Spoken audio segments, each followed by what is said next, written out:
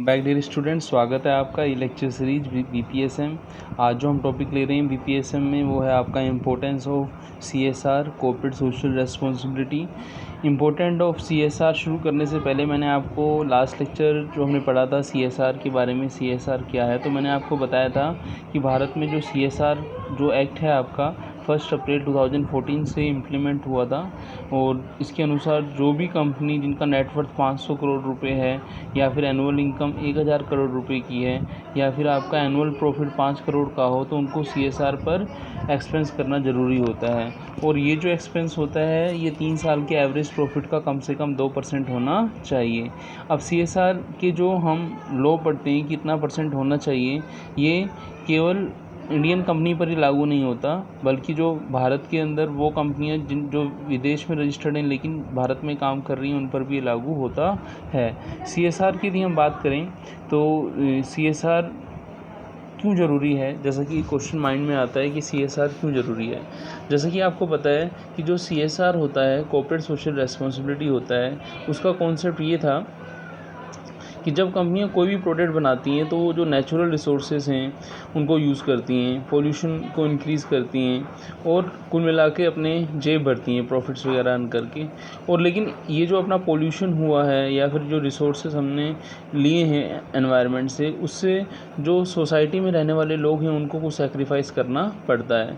जैसे सपोज़ मान लीजिए कोई कंपनी ने प्रोडक्शन बनाया, उसके कारण आपका एयर पोल्यूशन हुआ, वाटर पोल्यूशन हुआ, तो इसका कहीं ना कहीं सोसाइटी को क्या कुछ ना कुछ मुआवजा देना पड़ता है।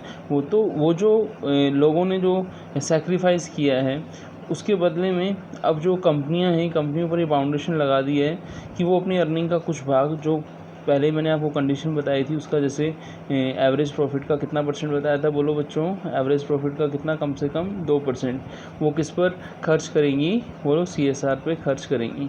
अब ये किस किस पर खर्च कर सकती हैं वो सब चीज़ें हम देखेंगे। जैसे फॉर एग्ज़ाम्पल मान लीजिए आपका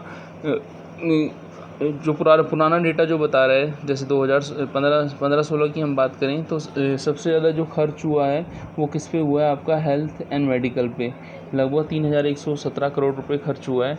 इसके अलावा एजुकेशन पे 3073 करोड़ रुपए खर्च हुआ है, रूरल डेवलपमेंट पे 1051 करोड़ खर्च हुआ है और एनवायरनमेंट पर 923 करोड़ रुपए हुआ है। तो इस तरीके से जो कंपनी खर्च करने वाली है उसमें जो 10 टॉप कंपनी है उसमें विप्रो ने 132.7 करोड़ खर्च किए हैं, ऑयल इंडिया ने 133.3 खर्च किया है और जो रिलायंस इंडस्ट्री है उसने सबसे ज़्यादा 760.6 खर्च किया है। तो आप ये देखें कि ये जो कंपनीज हैं कहीं ना कहीं क्या कर रही हैं कि सोसाइटी के बेनिफिट के लिए क्या कर रही हैं, कुछ खर्च कर रही हैं। तो इसका मतलब है सीएसआर की कुछ तो इम्पोर्टेंस है।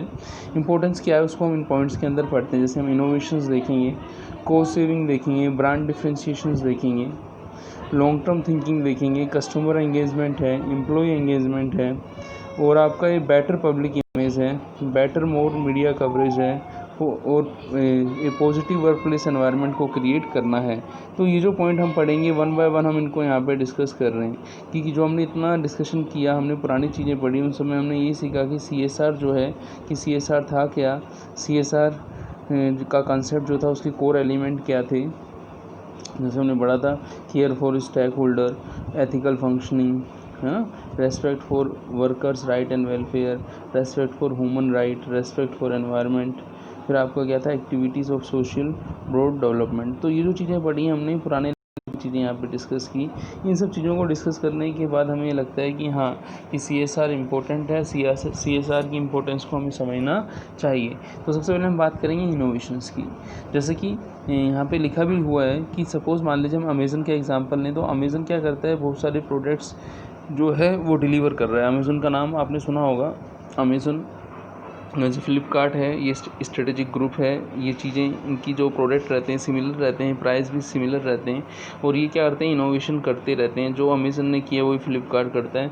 ये लीडर है ऑनलाइन मार्केट के अंदर। आप देखें तो यहाँ पे एग्जांपल है कि just typing the word into Amazon will bring up nearly 1,50,000 item. कि आप इनोवेशंस की बात करें तो इतने सारे प्रोडक्ट रेंज हैं इनके पास, जो मार्केट में भी आप जाएंगे तो आपको इतना टाइम लगेगा और आपको यहाँ घर बैठे ही सारी चीज़ें मिल जाती हैं।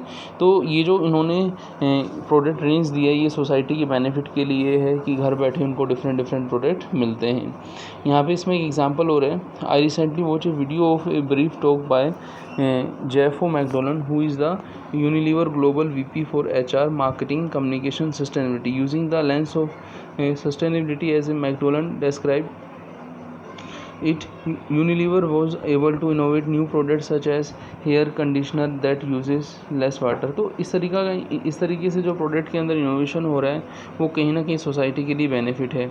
कॉस्ट सेविंग की यदि हम बात करें कि जो प्रोडक्ट हैं उनकी कॉस्ट भी कट हुई है, ठीक है ना।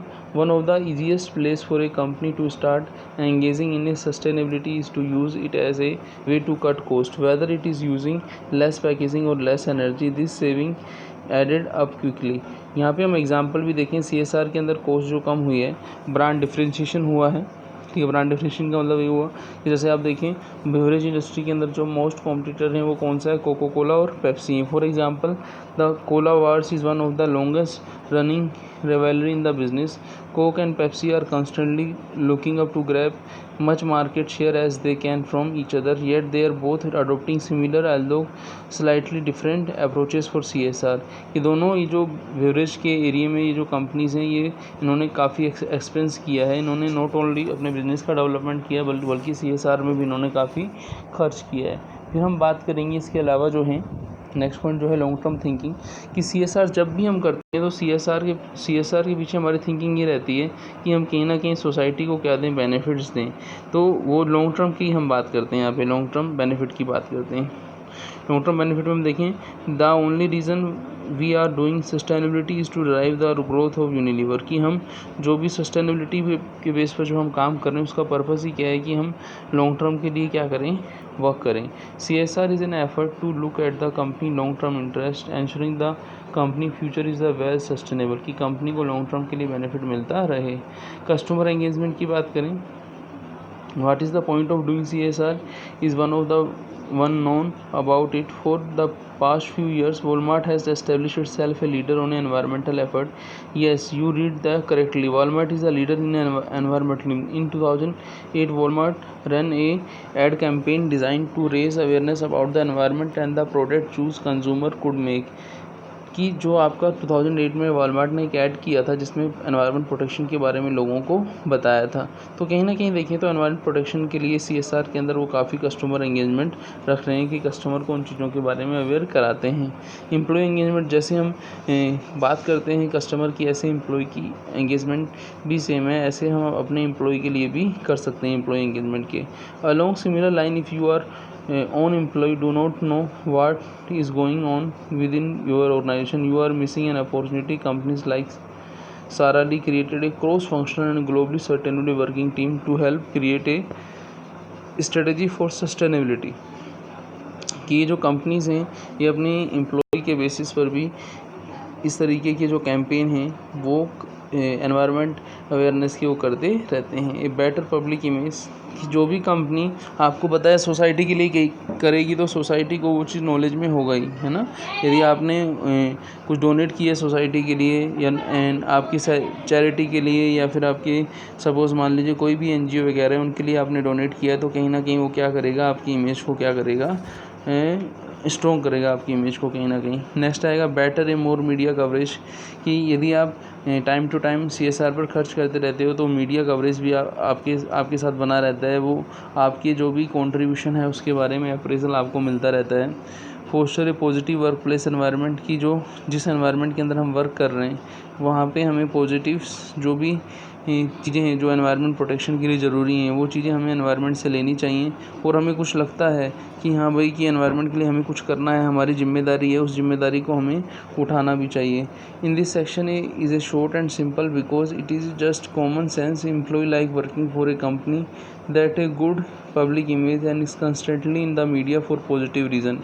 A happy employee almost always be equal positive output, कि हमें क्या करना है,